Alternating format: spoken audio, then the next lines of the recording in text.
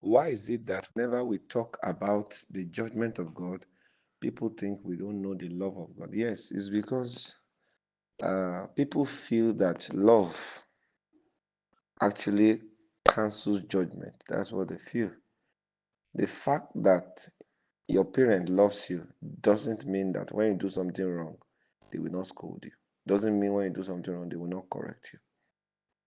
Any love that cannot correct is actually not correct. A correct love must be willing to correct you when you are wrong.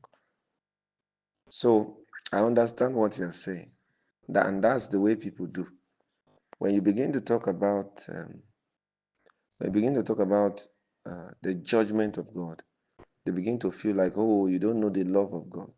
Yes, the fact that God is love does not mean that God is not a judge. Are you there? That's it. The Bible says, therefore, let us boldly come before the throne of what? The throne of grace. What is God doing on his throne? He's judging there. The throne is for judgment. Are you there? It's for judgment. The throne of grace. There's grace on the throne, and yet there's judgment there. So God will judge with grace.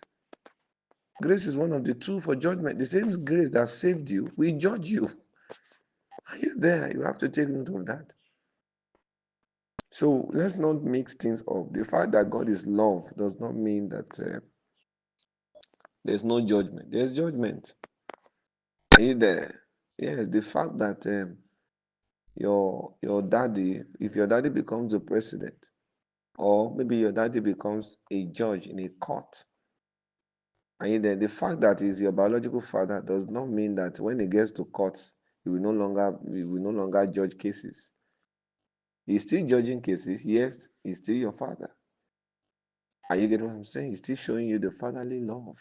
So love does not cancel the judgment dimension of God.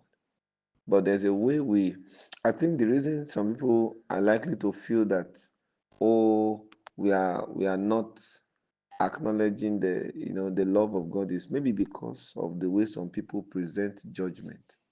Some people do it in a very harsh way. There's a way you can describe God as a judge, and it will not uh, clean up his love dimension, because God is love, so he will be judging in love, meaning that there will not be injustice. He will judge with fairness, equity.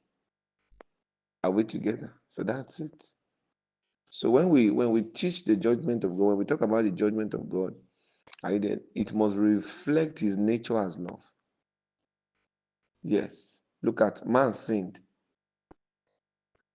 and God judged the sin of man on his son. That is judgment and love.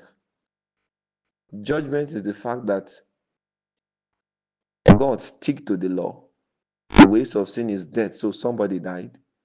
That's judgment.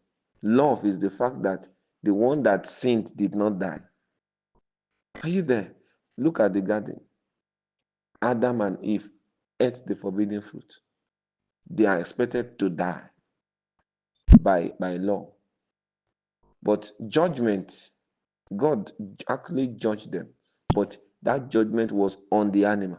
So God killed an animal and used the skin to cover them. So the judgment there is the death of that animal. And the love there was the fact that they were covered. So that judgment was received by the animal instead of them. So anytime God is judging, you will be seeing love. He uses love to judge. You always see love, judgment, love, judgment. Are you there? So that's it.